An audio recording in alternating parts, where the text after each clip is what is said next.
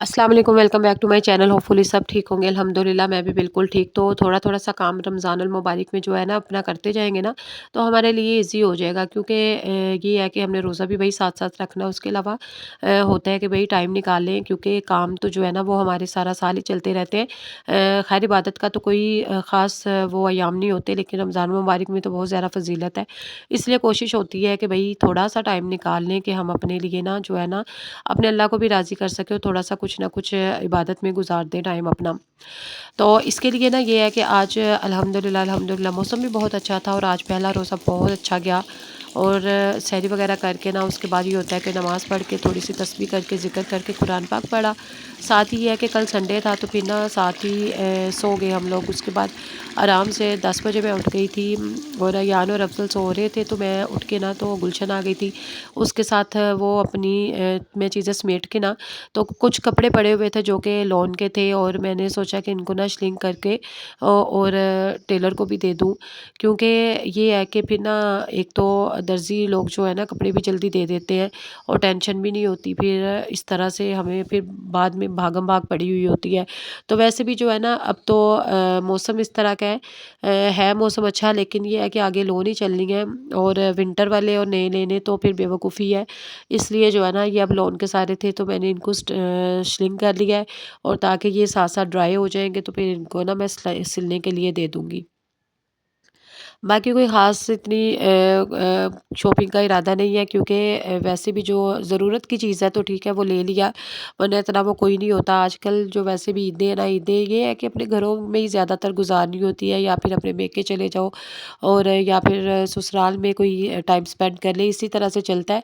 बाकी ये है या हमारे घरों में गेस्ट आ जाते हैं तो आगे इसी तरह से ना काम-काज करी तो थोड़े-थोड़े से करते जाएँगे ना, अगर हम अपनी डीप क्लीनिंग घर की भी बाकी ये है कि ज़्यादा बहुत कुछ जो है ना वो करने की ज़रूरत नहीं है। या प्लान कर लें कि भई हमने पूरे रमज़ान में अपने घर को जो है ना आगे ईद के लिए आप थोड़े दिन अपना ना एक प्लान बना लें कि भई आज हमने ये रूम डीप क्लीन करना है, आज ये रूम करना है और बाथरूम जो है वो तो 10 दिन 15 दिन बाद डीप क्लीनिंग क्लीनिंग तो डेली 1-1 2-2 दफ़ा होते हैं, लेकिन डीप क्लीनिंग जो है वो उनकी जो है ना वो 15 दिन 20 दिन बाद या हफ़्ते बाद भी चलती ही रहती है।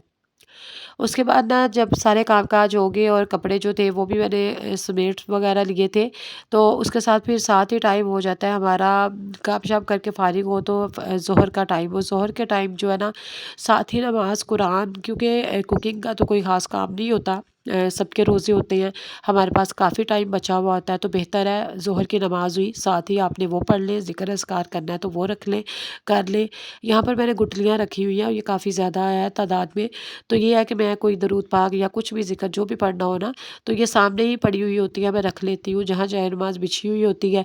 उसके बाद ये है कि साथ ही इसको थोड़ा-सा ज़िक्र कर लिया, उसके बाद कुरान पाक पढ़ लिया, तो हमारा कुरान पाक भी काफ़ी पढ़ा जाता है और ये जो है ज़िक्र ये भी काफ़ी हो जाता है।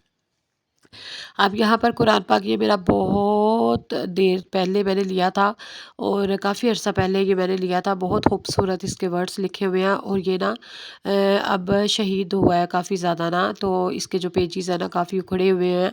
तो इसको मैंने सोचा कि अब ना मस्जिद में कहीं रखवा दूँगी और अयान वाला एक मैंने जो लिया हुआ है ना, तो वो ये सिर्फ़ मेरा है और मैं ही पढ़ती हूँ उसे ना। तो अयान के पास एक है ट्रांसलेशन वाला, तर्जमे वाला, तो मैंने सोचा कि इस दफ़ा ना चाहे कम पढूँ लेकिन ट्रांसलेशन वाला ज़रूर पढूँ।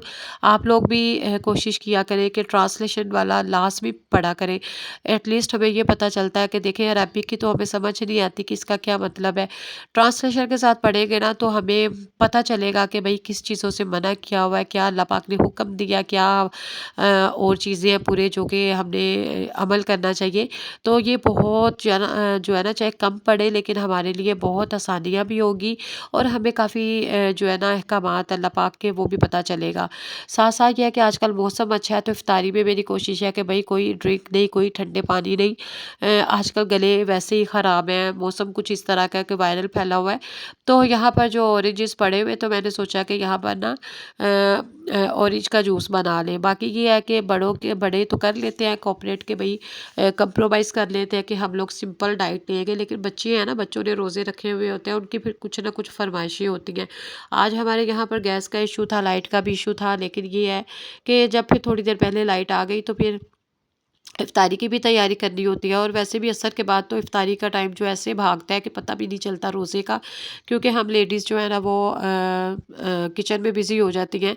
तो यहाँ पर ना फिर पोटैटो जल्दी से मैंने कटिंग करके और बेसन में नमक मिर्च ज़ीरा और उसके अलावा साबुत धनिया वगैरह गरम मसाला डाल के ना मिक्स करके, तो ये इनके लिए बच्चों के लिए ना पोटैटो बाइट्स बना ली। तो ये बहुत मज़े के बन जाते हैं, बच्चे चलो ये है कि यूज़ कर लेते हैं। साथ आलू मटर रखे हुए थे कि चावल बना लूँगी। और यहाँ पर ना इसी तरह से ये है कि किचन का काम चल रहा होता है और वैसे भी हड़बड़ी इसलिए मच जाती है। और इस टाइम पे साथ-साथ ही ये है कि चीज़ें समेटी जा रही होती हैं, किचन में साथ-साथ ही बन रही होती हैं। फिर ये होता है कि चलो भई एट लीस्ट इफ्तारी का जो है ना सामान बाकी सबने रोज़े रखे हुए होते हैं। तो ये है कि आराम से हमारा उस टाइम तक जो है सारी तैयारी हो जाए। या बच्चों के लिए अगर जूसेस वगैरह के अलावा अगर कोई फ्रेश जूस है वो बना ले तो बहुत बेहतर है, बजाय इसके कि दूसरी ड्रिंक वगैरह से या बनाने से। और उसके अलावा ये है कि या कोई अगर स्ट्रॉबेरी है या मिल्क शेक वगैरह तो वो बना ले, फिर भी बच्चों के लिए बेस्ट रहता है। और बाकी ऑयली फ्राई बाहर की निस्बत बेहतर है कि घर में बना लें, जो भी बनाना ना घर में बनाएं। ज़ाहिर है बच्चे जो हैं उनको चाहिए होती है वैरायटी, चाहिए होती है खाने में, बड़े तो कर लेते हैं। उसके बाद जी यही किचन वगैरह समेटेंगे इफ्तारी के बाद और वही अपने काम काज करके मगरिब की नमाज़ पढ़ी, किचन वगैरह समेट के, तो रात फिर साथ ही इशा की अज़ान हो जाती है, नमाज़ तरावी पढ़ के। तो यही है, और जल्दी सोने की कोशिश करेंगे इंशाल्लाह। मैंने भी ये डिसाइड किया कि इस दफ़ा कोई हमने रात रात नहीं जागना, क्योंकि नींद डिस्टर्ब हो रही होती है या इनका स्कूल भी है। तो अगर रात को ये है कि प्लान करें कि भाई हमने सारे काम जो है ना अपने समेट के, तो हमने रात को जल्दी सोना है सुबह, ताकि हमारी जब भी हम उठे सहरी के लिए फ्रेश उठे, बच्चे भी इजीली उठे, और बच्चों ने स्कूल भी जाना होता है। दुआओं में याद रखिएगा। Take care. अल्लाह हाफिज़। Bye bye.